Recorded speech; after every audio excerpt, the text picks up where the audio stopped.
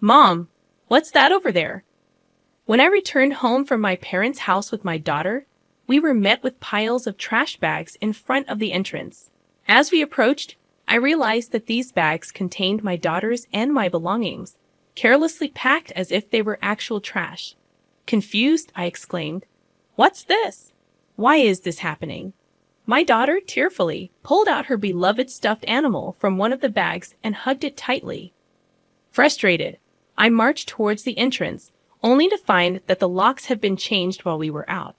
It became apparent that my mother-in-law and sister-in-law were behind this.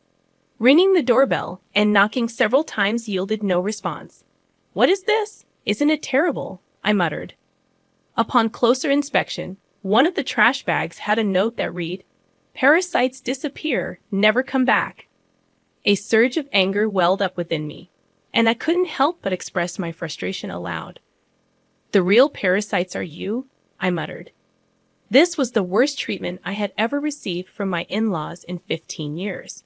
Not only me, but making my daughter feel this way too was unbearable.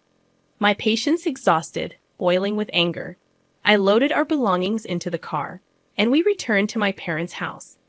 "I will never come back to this house again," I declared. "I'm looking forward to seeing what happens to the parasites when their host is gone. My name is Sarah. I am currently 43 years old. I live with my husband, daughter, and my husband's mother and sister. I can't say we live happily. I work from home, but this house is never peaceful. The issue lies with my mother-in-law and sister-in-law, Diane. They have disliked and ignored me for over 10 years. As my daughter, Tracy, grew up, it bothered me less and less. I mainly work as a personal consultant. I started as a fortune teller, but as my blog became popular, I began receiving more consultations on attracting customers, leading to my current job. I met my husband, Kent, through a friend's introduction when I was training to be a fortune teller. I work in sales at a pharmaceutical company, and I also do affiliate marketing as a side job, which is finally starting to take off. Kent gave me enthusiastic advice on attracting customers when I expressed my struggles with fortune telling. Attracted by his kindness, we started dating and got married a year later. At that time, our income wasn't great, but Kent always supported me. I'm so glad I married Kent. I truly felt this way. Living with my in-laws began about a year after I got married. It started when my father-in-law, who had been healthy until then, suddenly passed away. My mother-in-law felt insecure about the future and asked my husband to live with us. We agreed to live together in exchange for her taking care of the household chores. Initially, my mother-in-law welcomed our living together and was happy. I hoped we would get along well, but I was mistaken. 2 months later, she began completely ignoring me, perhaps dissatisfied with me not helping with the housework. Soon, my sister-in-law, Diane, also started ignoring me. I didn't mind being ignored, but the challenging aspect with my mother-in-law was her tendency to involve others. Not only did Diane, my sister-in-law, hear about it, but even neighbors and relatives were informed that my daughter-in-law stays at home, but says she's working, leaving all the housework to me. If I say even a little, she talks back 100-fold, so I just ignore her. To make matters worse, my mother-in-law would suggest to others, "You better not talk to her too. It'll be troublesome." As a result, people around the in-laws' house began giving me only tepid responses to my greetings. I felt isolated, and it became very difficult. Despite my pleas to stop spreading strange rumors, my words were completely ignored. Although my mother-in-law's attitude softened slightly when my daughter Tracy was born 2 years after we started living together, her overall stance towards me hardly changed. However, she was very fond of Tracy, and having her help with household chores and childcare was a huge relief as my work became busier. Around the same time, my husband Kent's side business started to struggle, and he seemed unable to adapt to changes in the affiliate marketing market. He approached me saying, "Sarah, can you increase your contribution to the monthly expenses a bit?" I agreed, expressing that my consultations were increasing, and the new methods I implemented were working well. Despite my willingness to collaborate on ways to boost his sales, Kent insisted on handling it independently, saying, I think I'll try it on my own. I'm really sorry. From the beginning of our marriage, we had agreed that Kent would manage the household finances. Initially, my income was low, so he allowed me to contribute more when my sales increased. I transferred money to Kent based on my monthly earnings, and he provided a fixed amount for living expenses in cash. Initially, I could only contribute $100, but now I could transfer up to $1,000, though not every month. I could contribute more if I dipped into savings. I knew Kent was struggling with his side business, but his pride prevented him from consulting me. He began spending more time at caves after work, returning home later and later. When Tracy was about 5, Diane got married and moved out. Since she lived nearby, she often brought her son Ricky to our house during the day. When Ricky turned 1, Diane expressed her intention to start a part-time job. My mother-in-law gladly offered to take care of him until the evening. Diane was appreciative, saying, "Thank you, I'm so happy." However, as my mother-in-law began caring for Ricky at home, she became very fond of her grandson and started being cold towards Tracy. When they fought, my mother-in-law would scold Tracy, comparing her unfavorably to Ricky. Over time, Tracy started playing near me and began to dislike my mother-in-law's behavior. I spoke up, saying, "Talk to your mother. Tracy and Ricky are both her grandchildren. She should treat them the same. Tracy is already a big sister in elementary school." However, my mother-in-law's focus shifted, and she approached me saying, "Things are tough at the company right now. We might not get bonuses, so could you contribute a bit more?" Despite the challenges, my blog's client attraction was successful, and I started receiving more consultations as a consultant, earning far more than I did as a fortune teller. When Kent requested additional financial support, I responded, "I'm already contributing $2,000 a month. Isn't that enough?" "Yeah, I'm embarrassed to say, but my salary has decreased and the side business isn't going well. Don't be secretive. We're a couple. We should support each other in tough times." "I'm really ashamed. Thank you." Later, the amount I contributed gradually increased, and eventually I was transferring $4,000 a month to Kent. Still not wanting to hurt his pride, I let Kent continue to manage the finances. When Tracy was in 6th grade, Diane came back home with Ricky. It seems Diane got divorced due to her infidelity, but I don't know the details. By this time, Tracy could help around the house, so household chores were divided among each family, being ignored by my mother-in-law, and Diane continued, but it no longer bothered me. It's unfortunate that I couldn't give Tracy her own room when she started middle school, as Diane's return meant we ran out of rooms.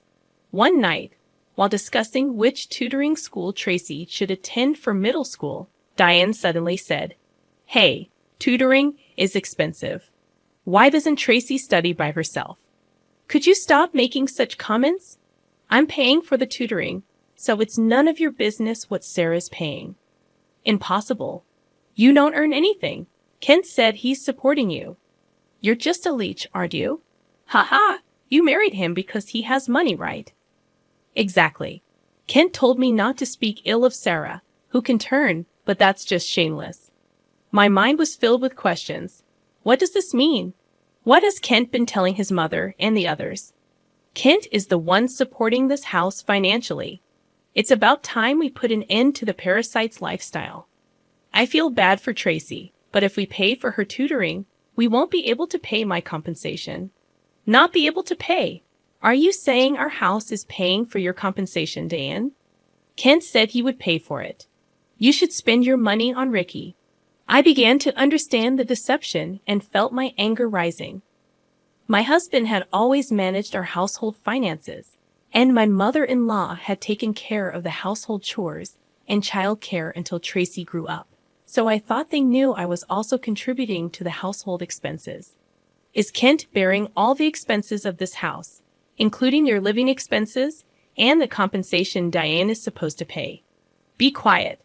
It's only natural for a family. You're the only outsider here, not related by blood, and yet you act as if living here is your right.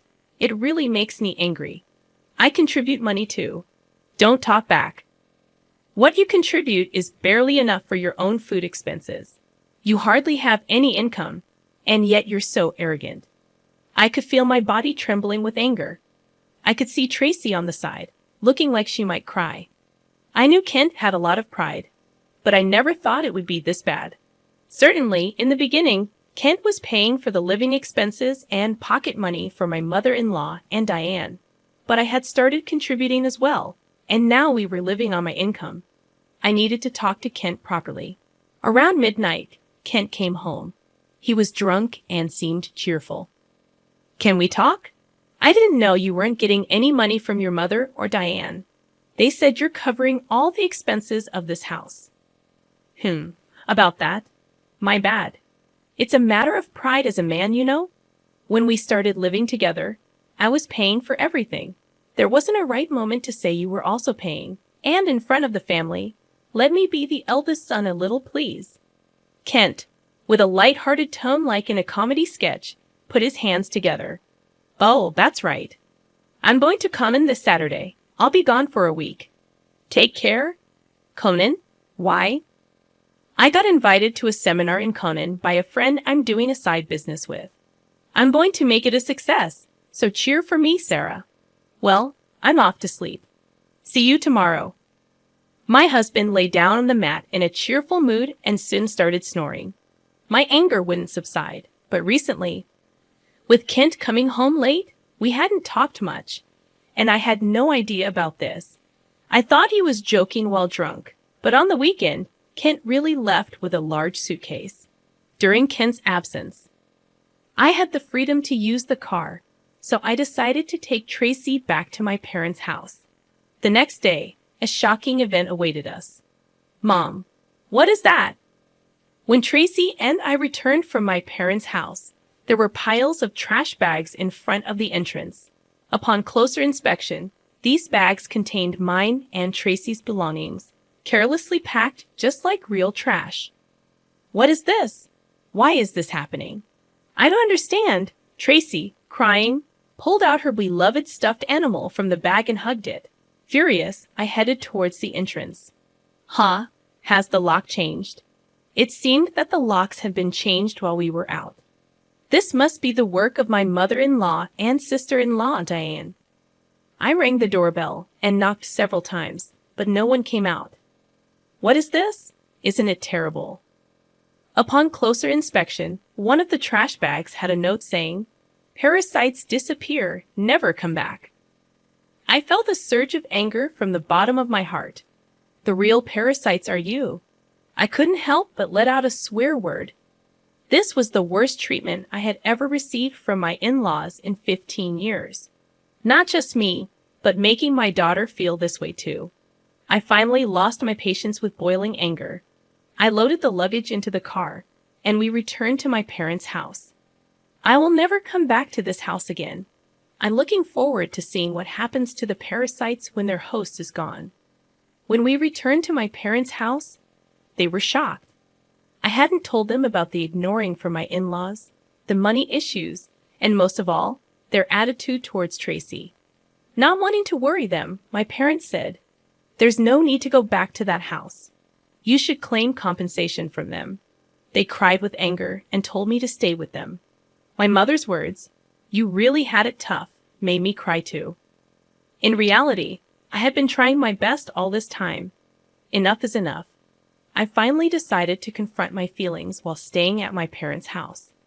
I contacted a friend who had introduced me to Kent. She was connected to Kent's side business friends. "Are you doing well? I want to ask you something. Do you know if Kent's friends are currently in Conan, that famous entrepreneur seminar, right? I was invited but wasn't interested, so I declined." "Kent didn't go, did he?" "Yeah, that's right. By the way, I heard Kent quit his job and is now managing a business with his wife. You two must be close." Yes, that's right." Nonchalantly, I replied and hung up immediately. After I called Kent's company, what my friend said was true, and to my surprise, Kent had quit his job 2 years ago. This meant that for the past 2 years, I I had been paying almost all of the living expenses for my in-laws. Looking back over the years, I suddenly felt hollow. A week later, I received a laid-back message from Kent saying he was back in the U.S. After continuously ignoring him, I stopped hearing from him altogether. He must have heard the news back home. Expecting persistent contact from Kent, I hired a detective to investigate him. The investigation revealed that Kent, dressed in a suit in the morning, spent his afternoons gambling and evenings at a woman's house. So I asked for an investigation into his infidelity as well. 3 weeks later, Kent called me. It must have been close to his former company's payday, and he was panicking. "Sarah, sorry I couldn't contact you. I'm sorry for what my family did. I heard they kicked you out, and I was thinking, why did it come to this? Really? Did you tell the truth to your mother and Diane?" Kent quickly changed the subject and said something unbelievable. "Let's leave that house and live in a new home, just the three of us. I'll cut ties with those who disregard you, Sarah. I'm ready to abandon my mother and Diane, so please come back." Are you really cutting ties with your mother and Diane? Was Kent planning to easily discard them after making them dependent on him? I was disappointed in Kent and his self-centered actions, so I told him, "I'm coming back for now, so leave the door unlocked." Kent seemed delayed at my message. A few days later, I returned to my in-laws' house with Tracy. Kent, his mother, and Diane were there, but Ricky was nowhere to be seen. I was relieved that Ricky didn't have to witness the adults' ugly arguments. When Kent made some remarks, I ignored the displeased pair and took out a divorce form from my bag. I confronted the surprised Kent. "I heard you quit your job without telling me. Since we're supposedly managing a business together, does that mean the $4,000 I've been transferring every month was actually your salary?" Kent tried to excuse himself. "No, that's not it. I told you the business was in trouble, right? So, I decided to quit before getting fired. Carly, I heard you quit 2 years ago, right? I called your company, and it's still not bankrupt." Kent fell silent. I pressed further. "By the way, what role do you play in our joint business management? Are you the accountant?" Kent became increasingly uneasy and started sweating. "Kent is supporting the whole family, isn't he, Mother? He quit his job. His side business isn't going well. And yet it's a mystery where the money is coming from. I'm leaving, but please continue to get financial support from Kent." My mother-in-law and Diane's faces turned pale and ashen. "But the other day on the phone, you were crying and begging to save only yourself, saying you'd cut ties with your mother and sister. Haha, but that won't happen. I'm also discarding Kent here." "What do you mean? I don't understand." "Kent hasn't been going to work. That's a lie. He leaves in a suit, and Sarah was supporting the household. It's true. Sarah has been paying for everything for years. I'm unemployed now and not doing any side business. We're going to have a hard life because you guys kicked Sarah out. We could have had an easy life without working if you hadn't done anything unnecessary." "What do you mean by that? You were planning to abandon us, weren't you?" Kent's response ignited the fury of my mother-in-law and Diane. As the three of them caused a commotion, Tracy and I began to take action. I came to pick up some forgotten items. I took a cleaning robot bought within the last 6 months, an expensive microwave favored by my mother-in-law, and a beauty device Diane had gotten from Kent. "Wait, that's mine. This is mine since I bought it with my money, or you can pay me back for it." Diane fell silent at my words. Then I searched for and gathered my belongings from their rooms. The belongings they had put out did not include my expensive brand bags and accessories. "Why are you taking that too? This is mine." I ignored their complaints and sweet talk. Finally, I dropped a bombshell on Kent. "Oh, I forgot. I plan to claim compensation from your mistress, Mary, too. Tell her it's no use running away." "What? How do you know about her? I know you went to Conan with Mary recently. Good for you, right?" "Of course. I have all the evidence of the affair, so no escaping that." "No way. You've been deceiving me and having fun for the past 2 years. I'll be claiming compensation for the affair, child support for Tracy, and oh, you were secretly paying Diane's compensation too. I'll be claiming that back as well. As I prepared to leave, my mother-in-law and Diane desperately tried to stop me. I was wrong, Sarah. I'm sorry. We just believed what Ken said. We can't live without you. We'll do anything. Please help us. I can't pay you back for the compensation. I'm sorry too. I apologize for everything. You'll forgive us, right? I couldn't help but laugh at their foolish faces. They finally realized who had been supporting their lifestyle, realizing too late that their non-blood related support was gone. Let's just ignore these people, Mom. Let's go home. Yes, that's right. Kent, you'll be hearing from the lawyers soon. Please take care of it. Leaving a dejected Kent behind, we returned home with the items we had collected. Later, my divorce with Kent was finalized, and I demanded compensation through a lawyer. I received numerous apologies and pleas for reconciliation from my mother-in-law and Diane, but I ignored them all. Surprisingly, there was still some inheritance left from Ken's father. The fact that they had been living off my money without using their own angered me again. However, the inheritance wasn't enough for the compensation, and ultimately, they had to sell the house to make a lump sum payment. Naturally, this included the compensation I had been paying for Diane. After selling the house, I don't know what became of Ken's family. I hope Kent can take care of his family, but ultimately, he will choose his path. I also claimed compensation from Kent's mistress, which led to an unexpected revelation. Through the lawyer, I informed her that Kent was unemployed, and I had been supporting the family. Kent had deceived her, claiming he was an entrepreneur with a successful business. In the end, they broke up after an argument. Tracy and I moved to an apartment, and I was able to give her the room she had longed for. I don't think my 15 years were wasted, but sometimes I wonder if I should have made a decision when I started being ignored. Now, I feel happy that my home is a peaceful